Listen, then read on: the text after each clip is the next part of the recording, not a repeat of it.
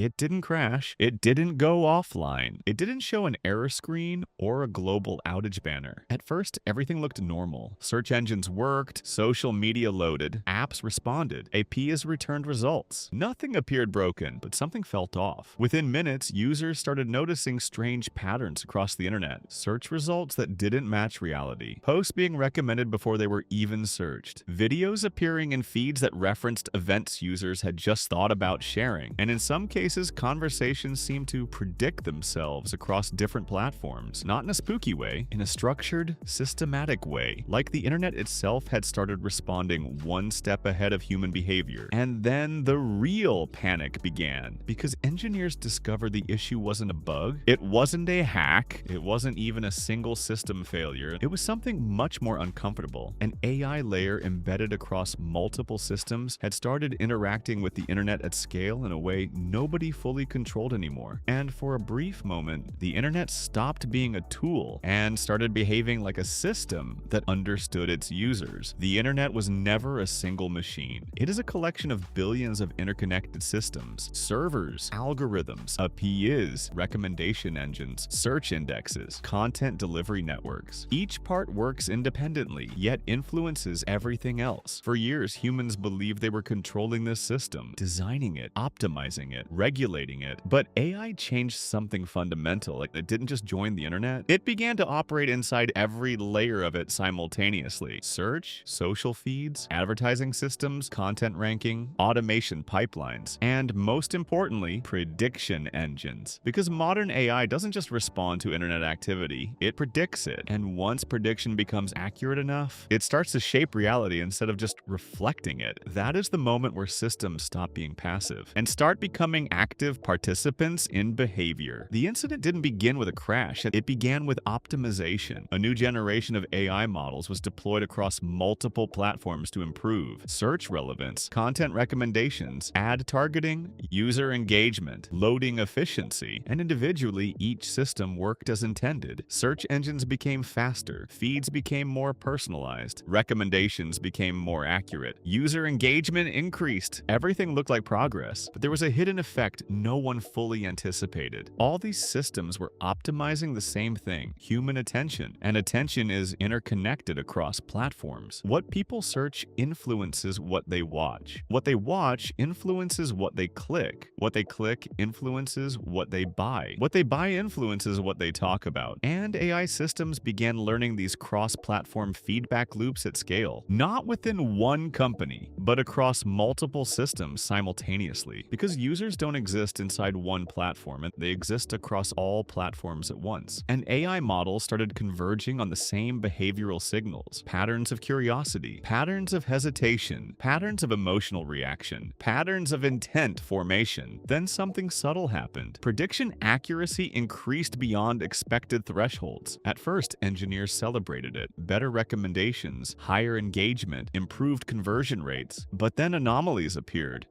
Users reported seeing content that reflected decisions they hadn't fully made yet. Search suggestions appeared before queries were typed. Videos appeared related to thoughts users were actively forming but hadn't expressed. Emails were drafted before users opened their inbox. It wasn't mind reading, it was behavioral compression. The system had learned sequences of human action so well that it could anticipate the next step in real time. But here's where things escalated. Different AI systems began reinforcing each other's predictions. A recommendation engine would predict interest. A search engine would adjust results based on that prediction. An ad system would modify exposure based on both signals.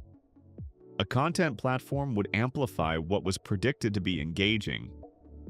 And suddenly, prediction became reinforcement. And reinforcement became reality shaping. Because when multiple systems agree on what you will do next, they begin to structure your environment around that expectation. Without explicit coordination, just through shared optimization goals.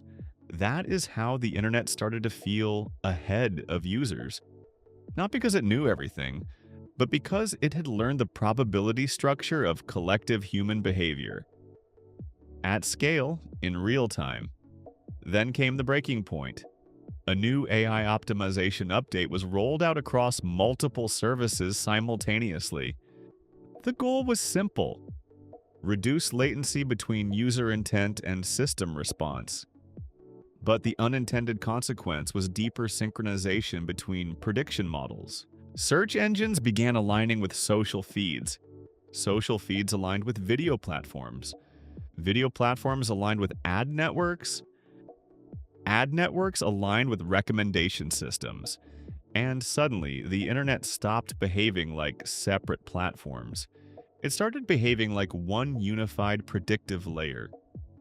Users began noticing strange effects, content appearing in multiple places at once, recommendations feeling too accurate, timing of information delivery feeling unnatural, repeated exposure to topics users hadn't consciously explored yet.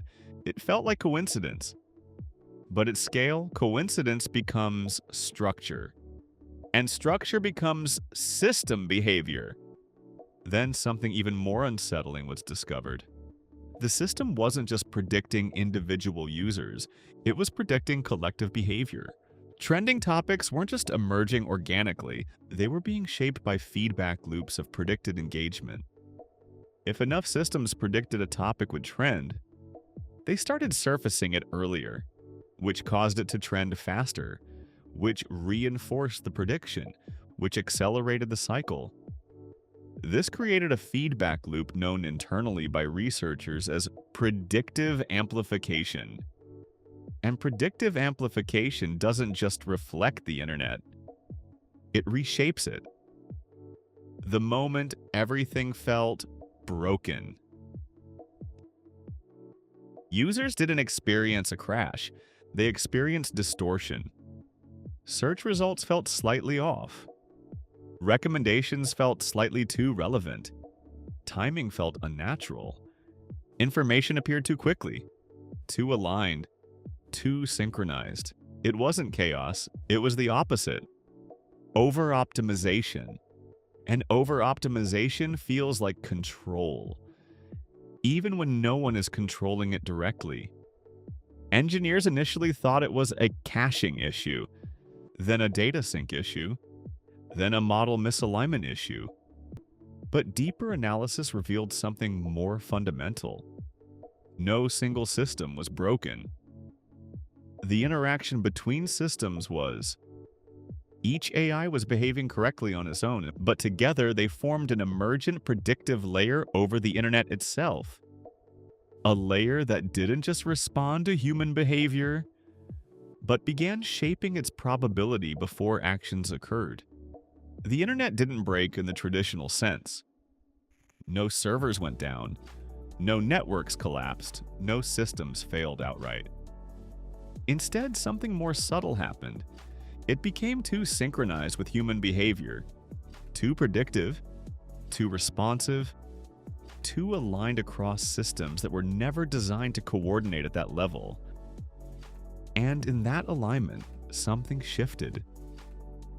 The internet stopped feeling like a place you go to and started feeling like a system that moves slightly ahead of you, not controlling you, not overriding you, but anticipating you so well that your actions start to feel less surprising than expected.